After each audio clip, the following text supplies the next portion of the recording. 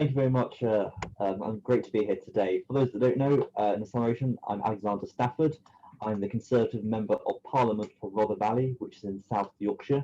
I also sit on the BEIS, Business, Energy, Industrial Strategy Select Committee. Prior to being elected to Parliament, I actually worked in the sort of environmental climate change space, first for WWF and then more latterly for Shell. So that is my sort of background knowledge. And I'm really pleased to be here today to bring a UK-focused policy-making perspective to this year's conference. And one of my roles in Parliament is as chair of the All-Party Parliamentary Group on ESG and the vice chair of the Critical Minerals All-Party Parliamentary Group, which really this is a conference exactly talks to me. I'm a strong supporter of the UK's role in responsible, sustainable critical minerals, mining and processing. It is in the area of green finance, environmental, social and governance that the UK is matchless, and these strengths will ensure the British critical minerals industry sets out the new gold standard for global mining. With COP26 in Glasgow and the G7 summit in Cornwall this year, Britain can and must take the lead on ESG responsible mining. The Western world's demand for critical minerals is set to soar as we ramp up our renewable energy generation. Our renewables and telecommunication technology of the future requires an ever-increasing amount of critical minerals. Without them, our society just cannot function. With global demand at this scale, shortages present a real threat to our economy and to our society. Now, certain autocratic regimes have proved themselves during the pandemic to be unreliable partners in terms of national security and human rights. These dictatorships control an alarming portion of the world's critical minerals mining and processing capacity. For instance, the People's Republic of China is a perfect example. More than 75% of the world's lithium-ion component manufacturers are located in China, resulting in more than 72% of lithium-ion batteries and 45% of all global electric vehicles already being produced are in China. In December 2020, only a few months ago, the Chinese legislature passed a law on export control, allowing the Chinese government to ban exports of strategic minerals and advanced technology to specific foreign companies. And as a Chinese government spokesman said, China may take countermeasures against any country or region that abuses export control measures and poses a threat to China's national security and interests. And now this year alone, China has openly discussed the potential of cutting off the supply of rare earths or rare earth components to the United States. These are necessary for the US defense sector, and to put that in context, more than 400 kilograms of rare earths are needed for a single F-35 fighter. In other words, what I'm saying is China and other such countries have a stranglehold on the market of these minerals and resources we so need. But let me return to the example I often cite, which is during the coronavirus pandemic. Last year, the UK imported most of its personal protective equipment, PPE, from China, with only 1% of it made in the UK. When we needed it most, PPE, and at the height of the pandemic last March, April, China decided not to fulfill its obligations by either sending us defective PPE or not even sending us any at all. This obviously put a huge strain on the UK. Now, we manufacture 70% of PPE domestically. It is a very similar situation with critical minerals. When we take the attitude from China, pulling up the drawbridge when the time comes, in their views, so unilaterally, along with actions over the likes of Hong Kong, Taiwan, and the treatment of Uyghurs, it is clear that we cannot and should not depend on the PRC for the future of our energy, economy, and defence sectors. What we need to do is pivot away from these sort of untrustworthy nations, those who are undemocratic, those we just can't rely on. And it's a chance for Britain, the Five Eyes, and the Commonwealth to control the narrative surrounding mining. If we do things our way, we can use our ESG toolbox to ensure that we fed exploitation upstream and create opportunities and prosperity for those in mining nations, alongside protecting our precious ecosystem. At the same time, by repatriating the midstream processing to Britain and also encouraging mining within the UK, we can increase our self-reliance and further control the ESG standards of the supply chain. I am a firm believer in a sort of positive mining culture pioneered by Britain and engaging each letter of the ESG acronym. A British mining trademark stamp must be the new industrial standard, to the extent that inferior operations in autocratic nations are pushed out of the mainstream market. I strongly support the notion the UK is a force of good in the world. In stable partner nations such as Malawi, Tanzania, Zambia, the multiplier effect of of responsibly run mining is somewhere between 10 and 25. In respect to Five Eyes, collaboration is vital for the mutual benefit of us all. We largely share the same economic and security objectives, and we face the same global threats. Close collaboration with our partner nations, especially Australia and Canada, will be vital to our upstream and overseas critical mining mineral supply. Japan, for instance, has already moved to increase its stockpile of rare earth minerals and has announced plans to aid domestic companies in obtaining stakes in overseas mines and processing facilities. The memory of the Chinese blockade on the export of critical minerals to Japan is still fresh in many Japanese policymakers' minds. In the United States, the Department of Defense has committed funding for 2 rare earth separation plants in the US to accompany its rare earth mine in Mountain Pass, California. The Australian government is similarly looking to build on its existing critical minerals expertise to reduce reliance on China as relations nosedive. There's also talk of diplomatic quad consisting of Australia, India, Japan, and the United States to collaborate in matters such as critical minerals. Britain must use its diplomatic prowess to coordinate in a similar type of network in order to safeguard the West's ongoing access to rare earths and to protect our economies. Repatriating the critical mineral supply chain is a vital part of the government's levelling up agenda, upskilling the local population and supporting our green programme. The more steps in the chain located in the UK, the more we can control environmental standards, labour standards, and fundamentally ESG matters. Britain is world renowned for its strict mining regulations and close system of oversight. Our stellar reputation will be appreciated by those who work every stage of the supply chain, but also by our customers. It's clear to me that better ESG practices lead to a better product and in turn better profit margins for all involved. This ensures long-term business resilience for companies while safeguarding the UK's national security, aiding our net zero ambitions, creating jobs and wealth in every corner of Britain, and turbocharging UK PLC for our critical minerals exports of skills and rare metals. For all of this, though, to come true, we need the UK government to release an ambitious national critical mineral strategy, similar to Australia's recently released plans. The strategy must contain provision for creating a thriving upstream and midstream in Britain, commitments to work with overseas allies on a coordinated critical minerals network, and details on a common set of ESG metrics by which the British mining industry must comply. It is time for the UK government to take the global lead on responsible raw minerals and ESG mining and processing. We have the capacity and we have the political will to set the world leading standards and which will protect our environment, boost the companies and economy, and safeguard our national security. ESG metrics are the way forward not only in the business and finance sectors, but also for mining. We must ensure the industry respects communities in which it works, takes proactive measures in related to corporate governance reform, and works to the highest environmental standards.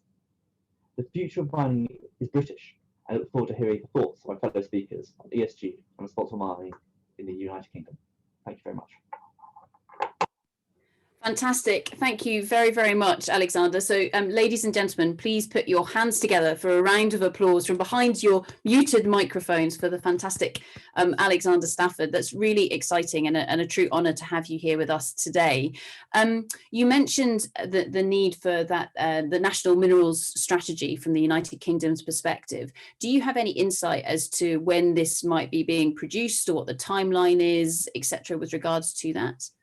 If you'd asked me this time last year, I'd say the government wouldn't even be considering one. But things have changed dramatically in the last year, partly, as I mentioned, because of issues with China and similar countries, and it really focused minds, plus the sort of government's belief on Build Back Better.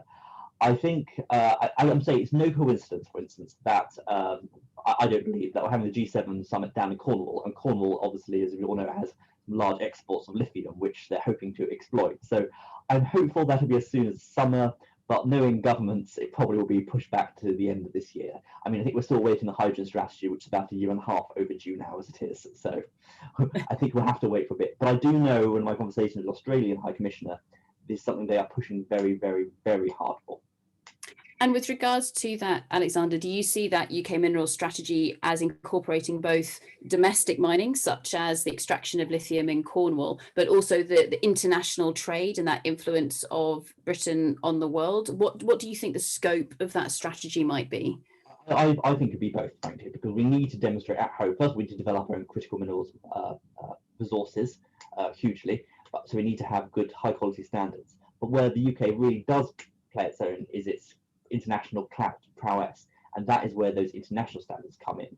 But so we can't do this alone. We have to work with our allies, the likes of Australia, with the US, with Japan, so we can actually put this across the globe. But we need to be able to project, use our soft power, which Britain is very good at, when it comes to these responsible minerals.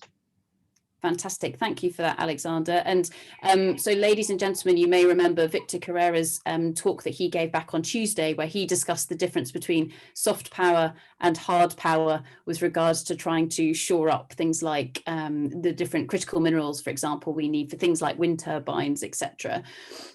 So with regards to that, Alexander, do you see other avenues of strength within the UK really coming to bear here, such as the financial market, as like the London Stock Exchange, and the fact that many international companies are, of course, listed in London that have something to do with raw materials? Do you see that being a part of this mineral strategy, or is that a little bit too far out of scope? Whether it's part of the mineral strategy, I think it might be sort of pushing it. However, what is clear, and that's what going back to the sort of ESG side of things, is that you can no longer look at things in isolation. You no longer look, we're doing this and that, and we have the financial markets to put pressure on mining companies and the buyers of the minerals and the processing to have good standards with environmental governance or whatever the standards are. And that way we can actually use that power that this is what we want to do. I think days, frankly, of cheap resource via China, via the DRC with poor standards are over almost. I think there's almost now built in that if we want to have a green future, you mentioned the wind farms, which we all do, and the government is very much pushing, we can't be hypocrites. We can't just say in the UK we'll have nice green materials, nice green resources, if we're pushing our problems elsewhere. And I think with COP at the end of this year, that is really going to focus the market. The government does want to make COP an absolutely huge moment in time, and we need to show that we are leading the way on this. So with that as well, I mean, obviously there's been huge change over the past couple of years. Yes, we've had COVID doing something to all of us, but also Brexit as well. There are a number of questions that are coming in here saying, obviously, when we were part of Europe, actually, a lot of thought have been going into that European mineral strategy for many, many years. Are we taking a lot of that learning with us at the moment, or do we see actually Brexit giving the United Kingdom an ability to think perhaps a bit more freely? How do you see Brexit impacting on this? I think it's a mixture of both, positive and negatives. And the first negative I want to say is we are now, obviously, Europe, EU, our friends and allies, but we're also competing against them. And as I mentioned, that we need critical minerals for our, whether it's defence, whether it's for our environmental projects, our wind turbine energy, but so does the EU. So we are all buying generally from the same pot. We are still buying from the likes of China, and so we are frankly in competition with them. And in itself, that presents a challenge, but also an opportunity for us to differentiate our buying price. So we will only buy from better companies, we better resource, so we can set ourselves apart from that. And frankly, because we are out of the EU, we can actually make those deals quickly and more efficiently. And when we're negotiating, for instance, with Australia, and I hope we have a good free trade agreement with Australia, we can be more fleet of foot. We don't need to rely on 26, 27 other countries to make that deal. We can get that deal done quickly and also steal a march in the European Union. So they are friends, but we are buying from the same pot. But because we are out of the Union, I think we can take advantage of those quick opportunities. And I think that is quite important, especially when we're discovering new seams of material and new areas. If we get our act together, it can be a big advantage. Thank you for that. So with that, so I know that we've got many geologists on the line. I'm speaking personally originally as an exploration geologist as well. And there's a question here from Nick Arndt, and he asks, is part of the solution to greatly increase domestic mining of rare earth elements in the UK, but then also going beyond into, say, Greenland, Europe, etc. as well? Do you see that as being part of the solution? Oh yeah, we definitely need to exploit as much of our natural resources when it comes to critical minerals as we have in the UK. But we've also got to be realistic. There just clearly aren't enough. By any estimations, we just do not have enough lithium. There's stuff in Cornwall, there's stuff in Northern Ireland, there's various places, and we should utilise as much as possible. We have a fraction of what we currently need, yet alone what we're going to need. So we have to look at other markets. Greenland is a very case in point. And it goes back to what I was saying is at the moment we were too reliant on countries, frankly, we can't trust, either because we can't trust them because they're China, they're having bad standards. Countries like Greenland, obviously by Denmark, they're EU country, they're democracy, they have good human rights records. We should be working with countries like Greenland because we all need the materials. The question is where they come from, how they're used. We need to try and develop those and buy basically from those countries the better standards, which will also hopefully increase standards in other countries. And so if we want to sell our materials to the likes of the UK or other Five Eyes, we need to improve our labour records, our environmental records. So we need to basically try and exploit as many new avenues as we can. You cannot be in a situation like we were with PPE last year, where we rely on one country, which frankly we couldn't trust and turned out not to be trustworthy. And I mentioned China, but that wasn't the only country, frankly, we had difficulty with PPE. Turkey was another one, which sent us a lot of poor quality stuff. And when push comes to shove, every country is naturally going to look after themselves. But in a democracy, when you have good legal processes, trade needs to flow, and that's very important. With that, Alexander, so you're mentioning, there are countries that we can't necessarily trust, and that might be for a number of different reasons. But of course, as we know, the vast majority of cobalt comes from the Democratic Republic of Congo. Where do you think our responsibility as a nation goes in terms of actually supporting the governments, etc., in those nations to ensure that they do actually improve their levels of responsibility, as it were, or trustworthiness? Because every single one of us, I suspect, has a phone in our pocket, which most likely has cobalt that has come from the DRC. How do you see that in terms of our being able to influence those governments that may at the moment be on the untrustworthy list? Oh, absolutely huge. It's important to go back to talking about sort of soft power. Is absolutely essential we do that. But it's not just the countries, it's also the companies. There's a big obviously class action suit at the moment.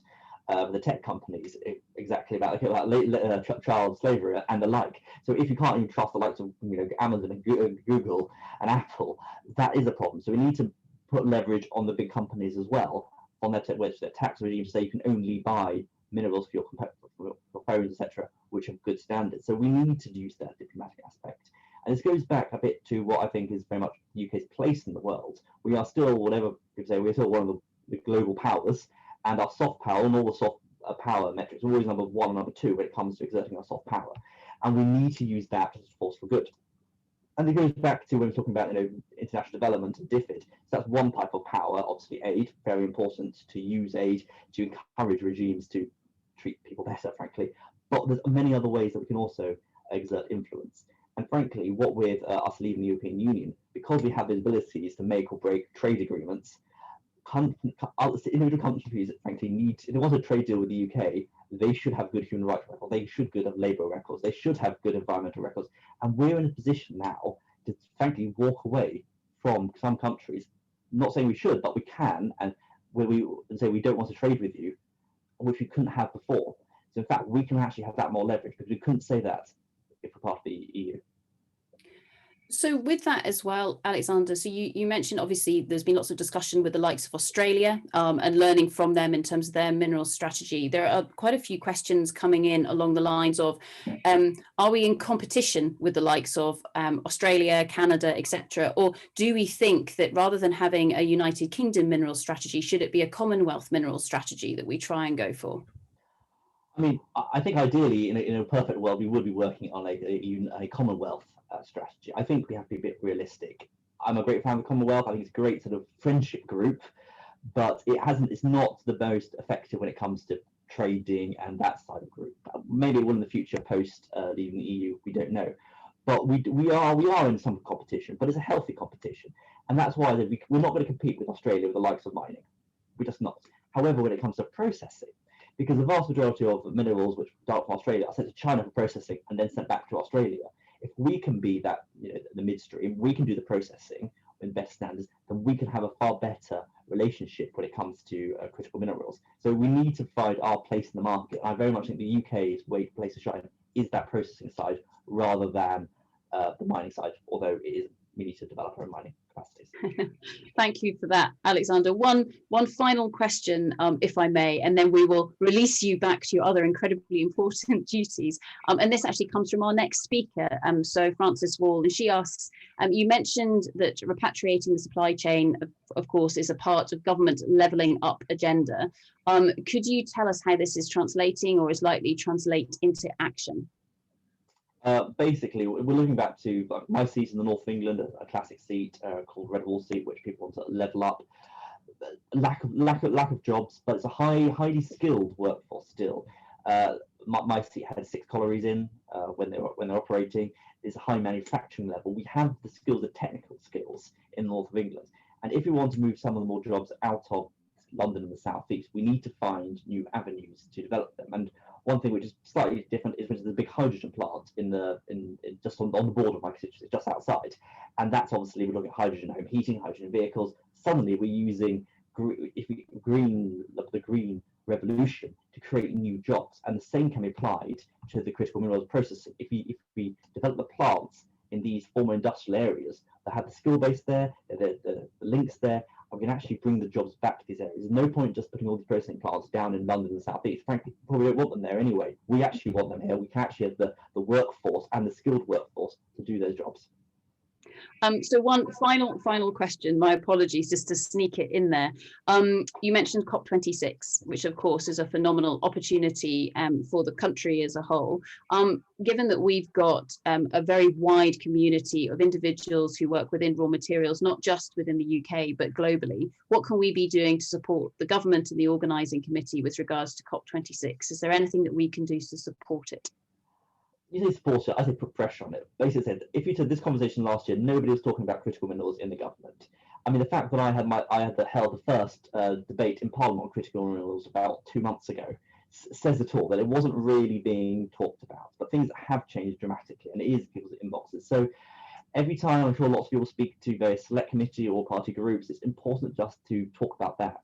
And we also need to make sure it's not just seen as an environmental issue, because it's obviously important. But I mentioned the F-35 fighter to emphasise the government that critical minerals, rare earths, go in everything. We need them to survive. We need them for our national defence. We need them for the NHS. And it's trying to have that level of conversation. I think too much of the conversation is talking about wind turbines, very important, but that's not it's all about. And I think often the green movement, I call myself a greenie or whatever, gets pigeonholed in a certain way, and that does turn off a lot of people in government and civil servants. These are just essential for the future of society, and that is how we get the message across and how we focus the minds. Great, thank you very much for that, Alexander. So essential for the future of society. That is a soundbite we will all be taking away. Ladies and gentlemen, please put your hands together for the fantastic Alexander Stafford, Member of Parliament. Thank you very much, Alexander.